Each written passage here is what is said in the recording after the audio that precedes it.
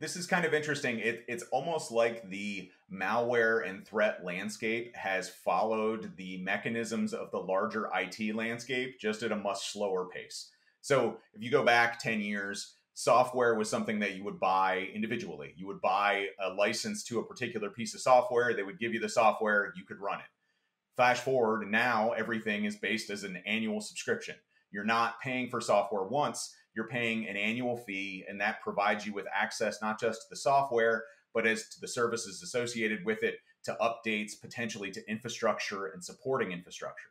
We've seen the exact same thing happen with malware authors. Originally, they would write commodity malware, sell access to said malware. Now, what we're seeing more and more of is offering this as a service, whether it's compromise as a service, whether it's malware as a service, ransomware as a service, and now phishing as a service.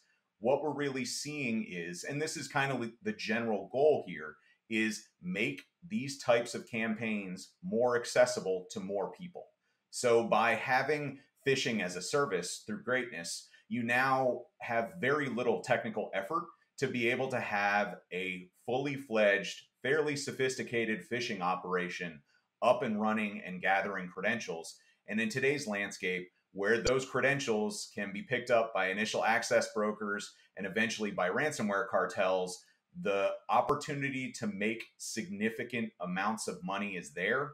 And as such, you're going to see more and more people moving into this space and more users being willing to pick up and subscribe to this type of service.